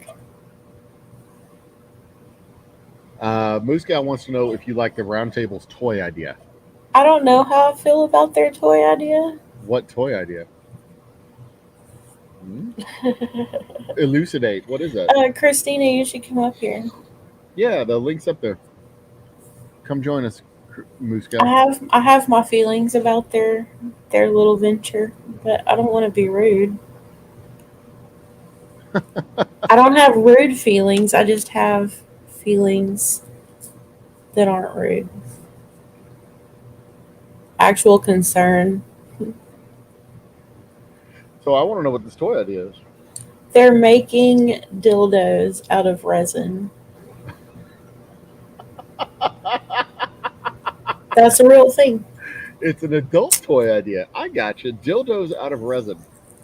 So that means they got to have a cast. Yeah, Is it a cast of an actual dildo, or is it a cast of an actual penis? it's a cast of some penis Of someone's like penis? object. I don't know if it's Okay. someone's. So it's a penis shaped dildo. Gotcha. I just wonder about the safety of this item Yeah, is being resin. inside someone's body and in kind of a tender Hello. spot of the body. Yeah. It's kind of a vulnerable spot, and resin is not food safe. So, is it vajayjay safe? That's Yeah. my concern. Because that was Right. also one of those things. Just with, coming from someone who works with resin. That's why I was wondering what you thought, not Yeah. because of anything else. Because you're an artist. Because I thought to myself, is this really gonna work for what they intended to be, or it might just be thought of as a sculptural item? If you're getting it put on your desk because haha, then have high five. But if you're getting it to put it in an orifice of your body, I don't suggest it. That's why I'm saying maybe somebody. I'm not gonna do it, and I'm not suggesting you. But maybe they need to think of it as for not use, just for like. Decorative. Don't they have food safe resin? I mean, can't you make like plates and I have things, no idea. That's why. bowls and stuff? Okay, here's my suggestion. Don't eat off of anything that's resin or resin coated. Okay. I don't care if it says that it's food safe. There's truly not any FDA approved resin. Huh. Because I see wood turning with resin. They're making bowls and mugs and all kinds of stuff that I presume they're going to Bowls can be eventually. used for other things, Okay.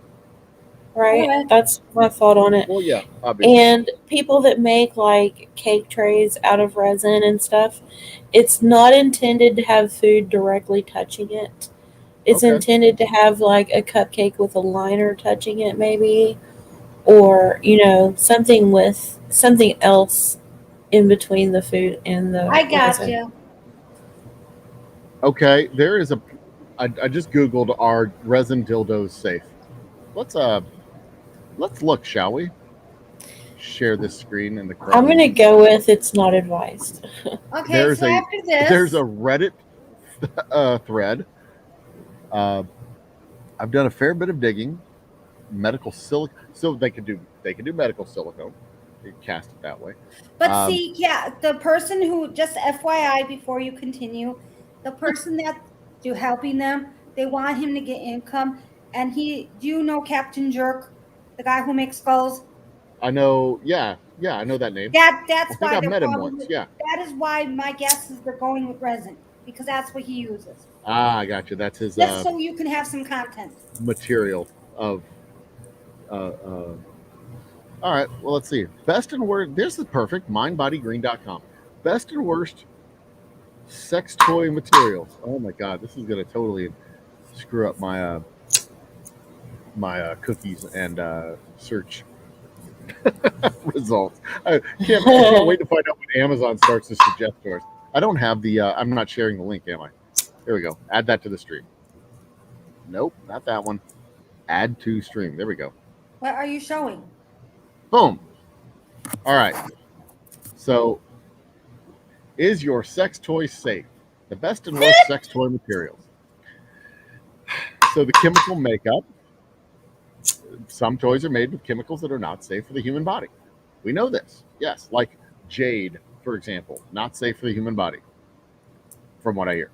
But phthalates, binding agents and stuff, that's probably bad. Good. No, come on, stop it. Close. Get. Porous versus non-porous. Okay. With this, we know as well. You don't want a dildo made out of a sponge because they could collect what's the thing, like bacteria and things like that. Okay, so the best materials. We're on number 3. Silicone, stainless steel. Okay. Yeah, okay, yeah, I get that. Glass, borosilicate glass, and lucite. Okay. PVC and vinyl. Resin's not PVC or vinyl, is it? It's a glue, right? It's like a plastic. Okay. Interesting. Store and brand values. Da, da, da, da, da, da, da. All right, so they don't mention resin. Okay, let's go back. Because the first one was resin casting on Reddit. I am 18. Jesus, I've been 18 for a long time. Come on. What in the world? Since when do you have to age on Reddit? Since when? Okay, so dildo making. Oh, that's Epoxy casts have micro bubbles. Let's make this a little bit bigger so it's easier to read. I've heard about micro bubbles being bad. Yeah, you got to use like the heat gun. I mean, Sam, you can talk about the micro bubbles. You know. Do you see what it says right there, that first comment? What? Okay, there we go. Yeah. Epoxy casts have micro bubbles and cavities all over the surface, so there's no sanitizing it. Right? Which is why you're saying food-grade epoxies are rated for short duration contact with dry foods. And we all know that the place where dildos go is not a dry food. See what I did there? That's it's a moist environment, y'all. Yes, vaginas are not dry food. And if they are dry food, you're You're doing it wrong. You said the same thing. But you Your know, anus is not a dry food. Yes. people. Okay, Anuses are also not dry food. It says it right there. So Your what's anus is not a important to dry food. understand is not just the porous quality of it, but the fact that it's got all the bubbles. You can't clean it. Even There's if you still leaching chemicals uh-huh. into anything that it touches. Yeah, So you're causing cancer for yourself if you try to do that. I got you. So That's my concern. even if you put it in the vacuum chamber or hit it with the heat gun, it still has micro bubbles. You just can't see it. They're just so small you can't see them, right? Right. Okay, got you. And that's cavity enough to the cavities are small enough that you can't clean them out, but they're Pinprick big enough size that they can cavities, right. they're big enough to collect microbes, Yeah. what yeasts and things like that. Yeah. Okay. Um, implant And grade I would be more silicone. concerned with the epoxy causing cancer. Yeah, leaching chemicals is bad. Generally speaking, leaching chemicals is bad. Okay, so there we go. We've got the scientists from Reddit confirming it. This is why I don't do resin work with food related items. Like I'll make a coaster, I'll make a countertop maybe. Sure. But as a novelty product, like they mentioned, that'd be kind of cool. Like dildo Right. bookend. To sit on my desk, I would buy one of those. Yeah, penis bookend. that's why I Candle was. holder. A pin holder, like an inkwell, a little penis inkwell. That'd be cute. Incense holder, that would be hilarious. I would That's drill a why hole I in one. wanted to know what Samantha thought. Because when I heard about this idea, I think this is going to backfire on them. Novelty only. That's my But suggestion. I'm not sure if today they meant it for novelty only. My impression Penis, is no. That's my concern too, and I We'll don't have to even wait want to and be a see. part of it at all. like a Right. change bowl. You toss or a key holder. You toss. Oh, that'd be so cute. Like a little penis key rack. Imagine Okay, it but as a bracelet holder and it's stuck into a bowl. Right. wow. Or a It ring could bowl. be like a ring toss. Yeah. So, Like how graphic? little penises all over the place. Just put Okay, your I own got a little- story to tell you. Since we're Okay. talking about this topic, how graphic can I be here? Go ahead. We're- Because I could show a video, but I don't Well, know. Should we go offline? Don't be so graphic we get kicked off of YouTube. That's why I'm asking you. Okay, no. It's still have YouTube community standards. Because of where this item could go, okay? Okay. The V-Plex. Once upon a time, I was looking up something for knitting. Cooter. I do not recall what I was looking up. Oops. And I clicked on an article. Okay? Okay. And I kid you not. You know how people do performative art? Yes. Well, some lady got it in her head. Why don't I knit down below? In her, What? the lady decided to do an art piece because she combined her political stance with her crafting. So some people call that craftivism, if you heard Okay. the term. And she decided to do a performative piece where she's knitting in her vagina. So what I was going to say is that sometimes humans will do things irregardless of how safe. Knitting in her vagina. There's a video, but I'm not going to. If you want to see the video, I'll put it in private. But not knitting in the vaginal area. Like No. actually.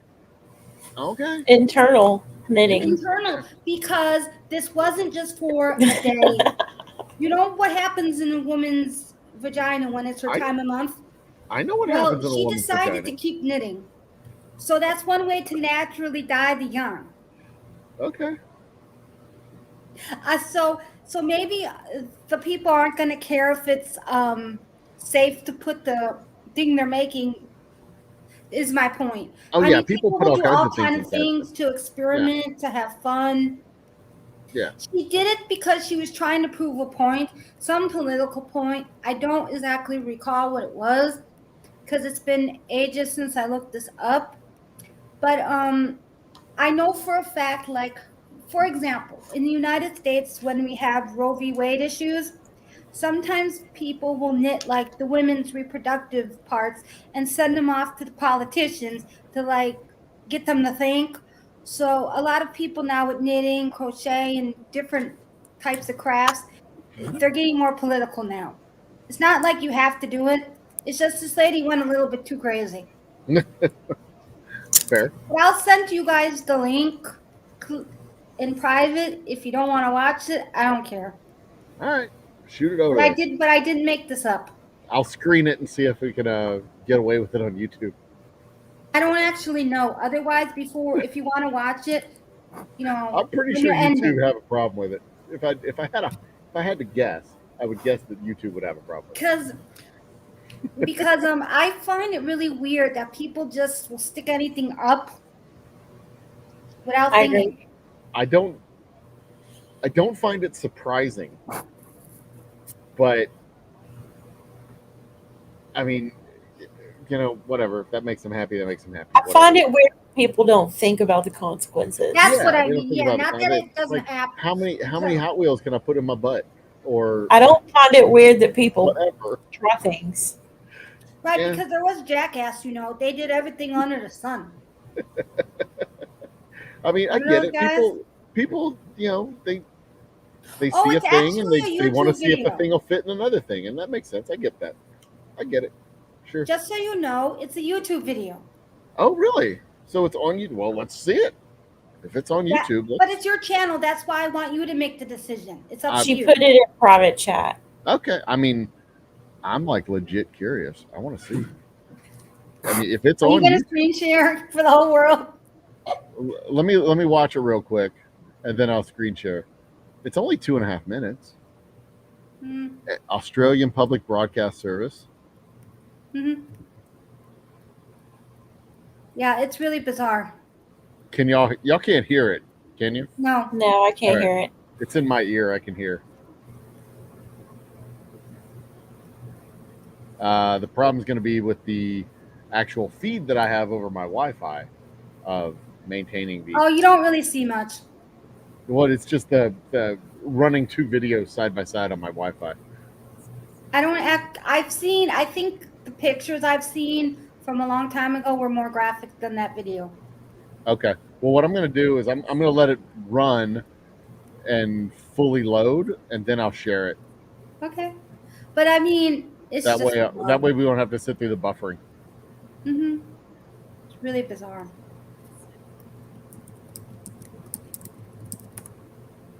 Oh, okay. This is not what I expected. Good. Okay.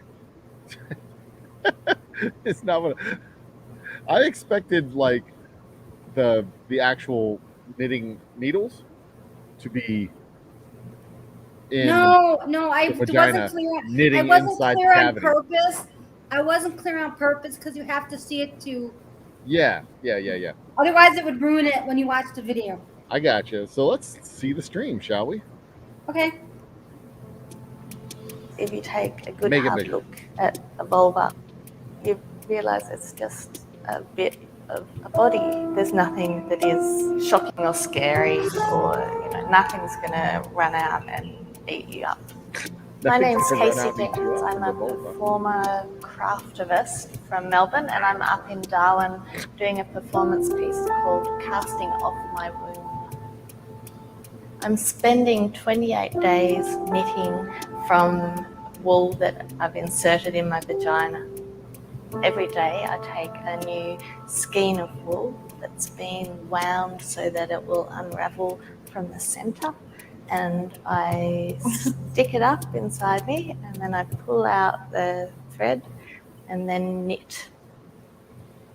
It's unusual and it's confining because I'm attached to this knitting, so I can't sort of get up and wander around, and so it's restrictive. Bravo to her. But no, it's not painful. I mean, people push babies out of there, so it's a pretty robust area. The piece for me is about assessing and I guess being intimate with my own body. I want to, I guess, not just walk off and become a parent like a cultural lemming. I want to make a informed decision. the performance wouldn't be the performance if I were going to cut out my menstrual cycle from it. For starters, That is when gross. I'm menstruating, it makes knitting See, that a is hell of a gross. lot harder because the wool is wet, and so you have to kind of Oh my yank at god, it. that's disgusting. It's Exactly. sort of slightly It's not uncomfortable, sometimes arousing sometimes. When I'm sitting in the gallery knitting, I get a lot of the reaction is people say, "You're so brave, you're so brave."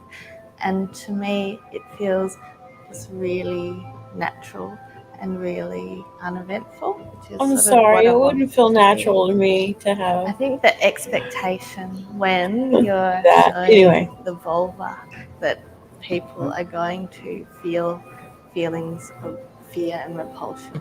So by linking the vulva with something that people do find warm and fuzzy and benign and even boring, just knitting for a long period of time, I hope that people question the fears and negative associations they have with the vulva. Wow. Okay, that is just My YouTube feed is now going to be completely fucked up. Great. okay. Now, did you notice that when she was knitting, she took part of the yarn and she would put it over the knitting needle? That's how I knit. And so, can you imagine when it's your cycle? Then you have to touch the yarn, and No, I can't I imagine don't that. think that would be fun No. because when you have the color, you don't have the wetness, you don't have all that other stuff. It's just already done. The dye is already done. Nobody knits when the dye is still wet. So I can't imagine why she thinks that part would be fun. Like if I was gonna do this art, if I was gonna think like her, and I wanted to make this statement and do it the same way she did, like if I got inspired, I would wear gloves for that part because I don't think that's cool to touch That's fair. because because because my knitting needles I would like to keep, so I don't want germs all over. That's just bizarre. I don't knit, so I don't have an opinion. But I mean, what do you think of the concept? Like, did you think she was brave? Because I didn't. I mean, art's one of those subjective things. If When I saw it for the first time, I'm like, is she on drugs? any kind of performance requires some modicum of bravery, no matter what the performance is. yeah, Even if it's just getting out there in front of a crowd of people and uh, reading from a book that everybody is familiar with, especially if you're reading from a book that everybody's familiar with. Because if you're reading from a book that everybody's familiar with and you fuck it up, they know. right. You're not the expert. You're with everybody. If you're Right. getting out there and presenting your thesis on a rare earth element that you discovered in Kazakhstan or something like that, you can literally get in front of a crowd and say anything you want because they don't know what Right. you're talking about. Uh, so any kind of performance just takes guts to get up there and do it in front of people. Okay, in that way, yes. I But mean, whether I agree with the medium or not is irrelevant. That's art's subjective and it's in the beauty's in the eye of the beholder. Whatever. I'm not. I think Picasso. They say his paintings are really valuable and really awesome. I look at his paintings and I'm like, that looks like trash. Who the so fuck would you pay for don't that? like Picasso? I like Van Gogh. I'm not a big fan of Picasso, Now, but Same. you know, for me, if but when I draw, before I ever knew Picasso, I can't draw properly. I mean, there are some people that believe anyone could be taught how to draw. Okay, because I know people who could really draw, and they think that all it takes is practice. They're not necessarily of the belief that it's all talent. But me, I kind of like Picasso's work because I can't draw properly. So I see the beauty in what he does. Whether he oh did it because he can't draw that way or he just does it on purpose, I don't know. yeah. So for me, I don't have a problem with it. And see, I see the skill and talent in what he does. I just don't like it. You know, Now, I just like like the just like with idea. lacrosse, I see the athleticism and impressiveness of what they do, and I just don't like it. I was like, Right. whatever, I'm not interested in this. Yeah. The guy that takes his brush and he flicks it on the canvas. Is that Pollock? Pollock, yeah. Okay, I think that looks cool. You know, the final product, but I wouldn't praise it as art, if you know what I mean. Sure. It's like those people when you see, have you ever seen like people, they'll have like some famous art piece and it's just like stripes or a square or stuff like that. I don't Yeah. understand how that's The art. abstract geometric Because like Picasso, stuff. I mean, because of Van Gogh, that's real art. Rembrandt is real art. Well, I wouldn't go. I wouldn't use that terminology, but I'll agree with you. It's real. It's art that you appreciate. But why it makes a lot of money is bizarre. Like they made a movie about him, Pollock. Yeah. I don't get it. Like this piece we just saw. I don't get it either. I mean, it's her way of expressing her I don't care that people want to connection be with whatever. expressing themselves, but Twisted, do you really want yarn up yourself? I don't. No, and she said it felt completely natural, and I was like, I'm like, wait, what? has she been playing around with sheep? Did you see the size of those skeins of yarn? That was this. It was big. No, that does not feel completely natural. I'm sorry. Right. And I want to know what the yarn was made out of. It was that big. That's big. Right. Because Talk about putting stuff up your sometimes butt. people will tell you wool feels nice and soft. Other people say it's not. And it depends on what kind of blend the yarn is. Some yarns don't feel very nice. Like in the olden days, before we were probably born, what do you call it? Acrylic didn't feel good. But today acrylic is soft because even the 100% acrylic, they know how to make it better, not just with blends. So I'm dying to know what kind of yarn it was. That would make the difference for if it feels natural. What kind of yarn was it? Yeah, I would like to know what the fiber content was. That is the type of art. Well, no, I wouldn't even say that. I was going to say that's the type of art I wouldn't engage in. But, I mean, I could see myself sitting on a stage crocheting something with the skein of fiber wrapped around my spindle. I could do that. I think it'd be hilarious. In the right situation, in the right circumstance. See, I honestly just could see wonder if myself this doing chick it is just just because it'd being be funny. hilarious. Right. Because, like I said, the first time I saw it, I thought, because I knew nothing about her, I thought she was on drugs. Maybe I will. Maybe I'll reach out to her and see if I can get her on a happy hour show to talk about what she was doing, the reasons behind the concept, all the stuff. Well, that was from a long time ago. So I don't. But she still exists. She's still a person. I don't know where she is. I don't know if she's still in Australia. I know nothing about her. I could sleuth it. I'll check it out. I got the link. You're really going to try to get her on? I'm gonna do that. I think I will. So are you going to put a little warning, like some people in our community, like with the M, for mature? Nah. So you don't care? Okay. It's not for. My show is not for mature audiences. My show's for adults, but we're definitely not mature. Okay. Alrighty. But it's already 18 and up. I mean, it's fine. My channel's not recommended for kids. I don't care. Let's say you actually got this to, she agreed to do it. You contacted her. Yeah. I'm very curious Lisa's reaction. Oh, Lisa's reaction. Because I think I won't tell her. I wouldn't tell her. It'd just be, we got a guest on this week. I think she would be like, huh, what? Yeah. It would be fun to see. See, I'm just like this I'm like this little media terrorist. I just want to do stuff and create like havoc and just see what happens. It'd be awesome. And I like I was talking with Twisted earlier. I am fascinated at the artistic process and the what's and whys and how you come up with it. Me too. And like, tell me more. I want to know more. I want to understand. I want to know more. I want to know why. I want to know what is this. Did the concept happen the way you wanted it to? Did you accomplish what you wanted to accomplish? Was this like did was the statement you made? Was the statement received? The statement you made? Like I want to know more.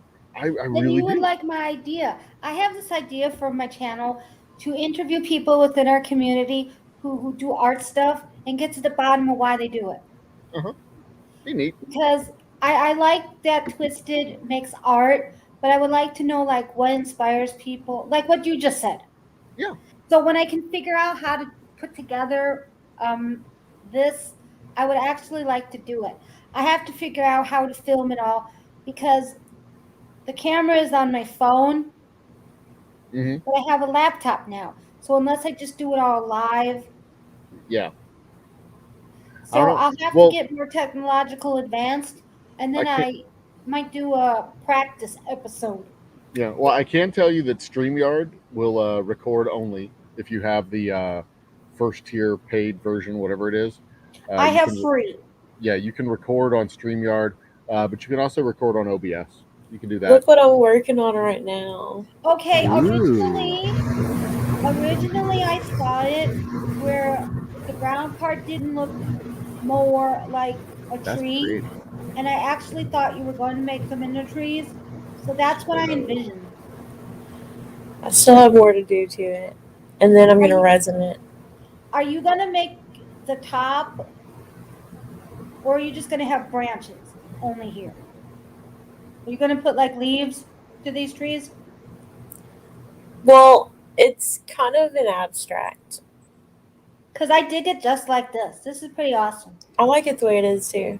So I'm looking at this, and I'm picturing a clearing in the woods, laying on my back, Looking up. looking Looking up. up. Yeah. Mhm. Exactly. Oh, And good. this is all paint. Okay, so I did the green pour in the background, and then I took some blue and white and did the center area, like the clearing when you look up straight up. I love this. I like Now, it. I know And I'm you going to paint, darken around the outsides too. Yeah. but to me, because of the way the way the color came out, it almost looks like the consistency of tissue paper because of the color of the green. I really love it. It's really cool the way the paint goes on. It looks Hmm. like thick, but when it dries, it's pretty thin. Hmm. It's awesome. How long did this take you to do? Just what we see here. Um, I've worked on it 3 times. I haven't released this video yet. That's okay. We'll just have to be patient. But that's really cool. I still have maybe 2 or 3 more times to film it before I release this one.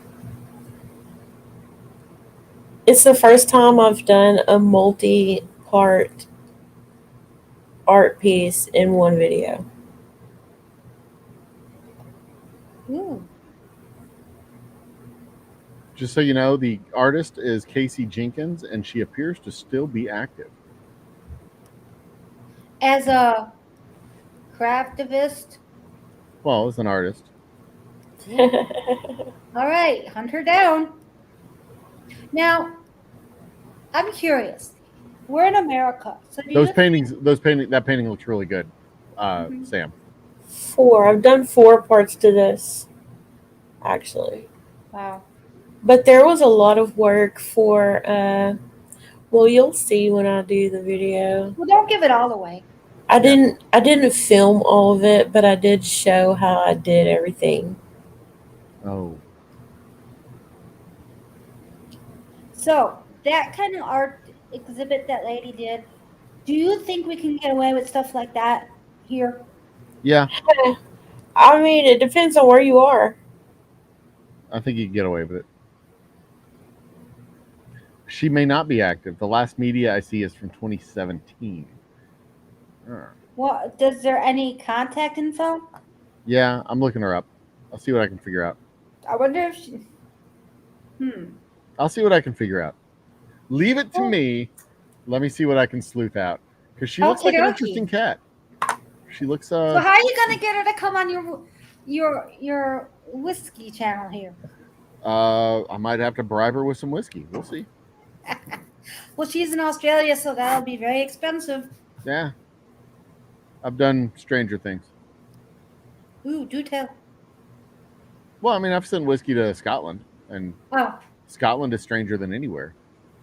oh, I don't know if you saw my Although, message. The although, last, to be completely fair, Australia is literally on the other side of the world, and they have a different moon than we do. So, the other day you were on some stream. Was it Lone Star's channel? yeah, probably Yes, Lone Star. yes. Remember, we discussed Axe because he stopped by your channel, and I told you he's in Canada. Uh huh. Do you ship your products? I don't know if you saw my message to you because he says he likes whiskey. Would you ship your products to Canada? Yeah, I can ship to Canada. If UPS delivers there, I can ship. Okay, because I'll let him know the next time I see him. Okay. I mean, it's. I think the shipping is like $40 instead of 10. I don't But know, but according to White Chipmunk, when you have to ship to Canada, they also have other things that you must pay, customs fees or some other stuff.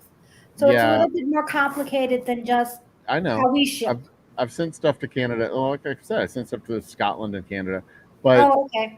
I mean, the if it's a gift from one person to another, there's no customs and anything like that. It's fine. Gotcha. So Because there's Canadians are always like, yeah, but if I get it and then the shipping, it'll be like double the price. I feel bad for them. I if that's the greatest problem that enters their life as Canadians, then good for them. I agree. I actually think Canadians have it pretty okay Right. as far as what countries in the world are not shitty to live in. I Right. think Yeah. they're Other than pretty the okay. Mhm. They got their own set of problems, but yeah, Everybody, But yeah, they got a good set of problems. I it's think. a Right. different kind of shitty than what we have to deal with. exactly. Every place has good points and every place has bad points. Yeah. I mean, their kind of shitty is like normal kind of shitty, not like I have an infection in my toenail and I might lose my house type of shitty. Uh, they have different types of shitty. Like it's cold all the time, and my house is going to melt in summer Wow. because they live in igloos. You see, I got it. and Okay, there's a Mr. Funny moose Man. and a squirrel that's running around trying to save a woman from the railroad tracks. I'm pretty sure Rocky and Bullwinkle were Canadian. They should be. If they weren't, they should be. Um, all right, I think I found her. Okay, I'm gonna send off some messages tomorrow. How do Ooh, you fun. contact this lady? That is a You have- state secret. I'm No, not no, I gonna give mean, away does all she my go on secrets. social media? I'm not giving or- away all my secrets. Okay. I was just curious. I never looked her up. I mean, yeah, it's social media. I mean, that's the basic way That's to find. good enough. I'm looking to see where she's active because she's got Twitter, Insta on her homepage, on her website. She's got Oh, she Twitter. actually has a website. I Yeah, didn't she's know. got a website, but the last installations she has are from 2017 and 2018. So I go from her website to her contacts and social media stuff. She's got Facebook, Twitter, and Instagram. And where has she been active most recently? On the Twitters and the Facebooks. So I will go through those routes and see if I can't get her to come on the show for a little interview. That would be we could chat. It'd be amazing. awesome. Because she looks like an interesting cat. I want to find out more. Uh-huh. And you know what? You'd probably get a whole. You know what? Let's say you actually get her. We could help you market her to the round table because the round table folks would be the prime people that would probably dig what she would talk about I get that.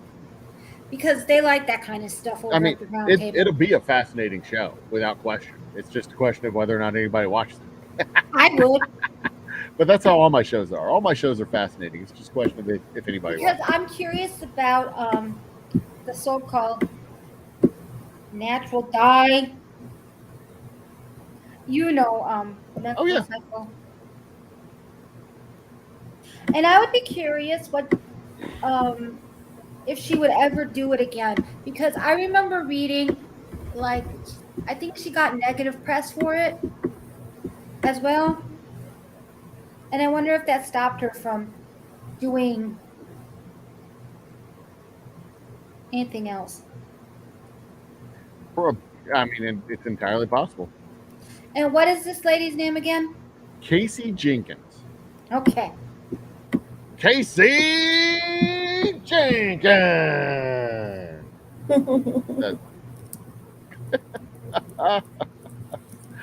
Oh, goodness. You know, Good there's luck. a story behind the Leroy Jenkins meme. Yeah. There's a whole story Oh, behind here that she is. where, like, the dude who did it, like, he recorded his stream, and the guy who originally recorded it and originally produced it, like, posted it, Blizzard made him take it down, and then took the footage and used it themselves on their own feed, and he ended up getting like no credit. Like later on down the road, he got That's nothing really from trash, Blizzard. But it was because they literally own all the footage from, or all the graphics and all the stuff that gets produced from World of War. I guess at the time they did for World of Warcraft stuff. I mean, I was reading that it was like a whole trash situation where this guy just got screwed out of his artistic whatever. And now that whole event is, God, what is it, like 25 years old now? Yeah, it's pretty old. Maybe not that old. Story behind Leroy Jenkins. Wow. Okay, Instagram, I hate you. It still won't let me in my account, so I made a backup account. So if you see my name out there with a number 2, the channel name, that's my backup account. The ugly truth behind the viral Leroy Jenkins story. Leroy Jenkins. You're a fucking idiot, Leroy. Now we got well, before I look at the story, we got to show the video because of Leroy Jenkins. I mean, not that anybody's watching, but just us. But it is 2:30, and I do have to. 2005 was the original years old, not 25. I was off by a decade.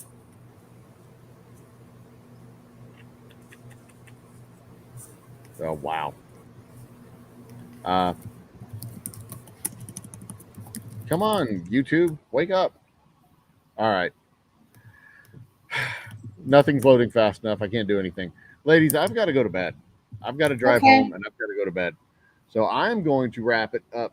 Lady, Sam, plug your show. Plug your channel.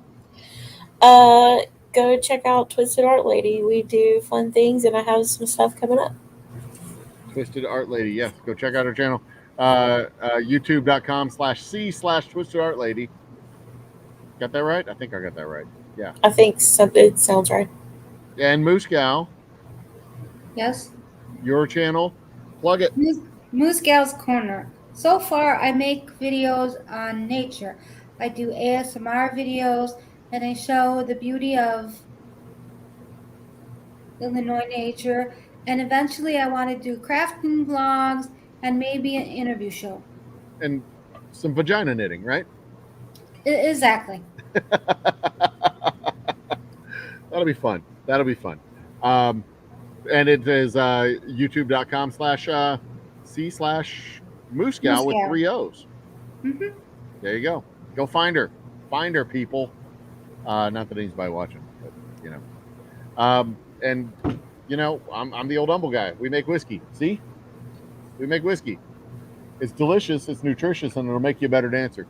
And we will be doing live shows from this spot right here. We'll have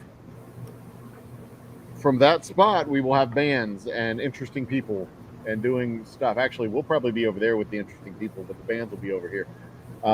Stay tuned for that. Get us up to 500 subscribers, and I'll stay in a haunted cemetery, or I don't know, cut off my left hand. We'll see. What do you have now, subscriber wise? 470. Nice. 469, 470, somewhere in that neighborhood. Awesome. But the real goal is to get it up to 1,000, so that when we, God damn this thing, so that when we do have bands come in, I can offer them the monetizing from the channel for their show, like for the next 30 days or whatever. That way, the bands can not only expand their reach for their audience, but also get the rewards from the channel for the work that they're doing. So, because my job is to sell whiskey, their job is to be artists and perform and do all their shit. So, do you have anybody lined up yet? I have several bands that are on my list of bands. There's a group that actually played tonight at a local bar called Groove Adhesive. Tomar and the FCs have said that they will play for us. Johnny Falstaff, John Evans, Swimwear Department, Ryan Adam Wells. I've got JB I've got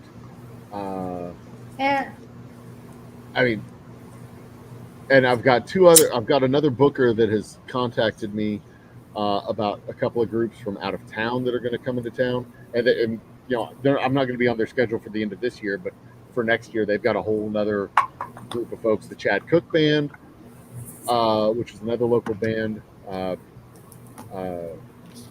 Caleb and the Homegrown Tomatoes, the Holscher Brothers. I've got a bunch of groups, a bunch of bands that I've talked to. Yeah, I heard you're going to feature some artists too. Yeah, and exactly. Featured artists putting their art on the wall, like Sam and other folks that. That's really nice. Stephanie Larson is another local artist who can use my facility as a display for their stuff. Local comedians, Slade Ham, Rob Mungle, Kuagenti. I have several people who are willing to host open mic, or who want to host open mic nights, karaoke nights. We've got a whole shit ton of stuff we do. The challenge isn't going to be finding stuff to do. The challenge is going to be narrowing it down to stuff we can do in the venue, given the time constraints and space constraints that we have. Scheduling it, yeah. Yeah. So, it's going to be fun. And like a regular Friday night live show right here, camera on the stage. We do a little nonsense to start with and then kick it over to the band and we're done. Friday might be a lot of people go live on Friday, so you'll have a live competition. So I wish you the best of luck. Yeah. Make your own space though. Do it. You got it. Yeah, but they can be live. That'll be fine. But we got bands. We got bands. We got interesting people, and we got burlesque dancers and a face full of titties. In fact, that should be the name of a band. Face full of titties. And it's an all-girl band. I like it. Yes, it'd be an all-girl band. Face full of titties. I'm gonna take that. Or just like 4 fat guys. No. Yeah, no, that's not going to go over well. And it's a jug band. Will right, Jeff with a G? It's late. I'm getting silly. I got to go to bed. Will Jeff with a G be making an appearance? Jeff with a G is based in Brooklyn now. He moved? But when he comes to town, he will be making appearances here. Ooh, because I thought when you had him on your show, I thought he was from Texas. He was from Texas. At the time he was in Texas? He was living in Austin at the time, but since then he's moved to Brooklyn, and he is based in Coney Island now. Oh, wow. Yep. He was awesome. You should look him up. Hey, but when we get him back in town, I will have him live on my stage. He is a great MC, and he puts together hella awesome shows. He is very good at what he does. Yeah. So there you go. Ladies, it has been a pleasure. Thank you for joining me for the last hour or so. I'm honored, and I love you girls, and I will see y'all next time. Bye. Later. Good night. Bye. Night. All right. Boop and boop. Ladies and gentlemen, thank you so much for joining us tonight. I will see you next time as well. Bye. Boop.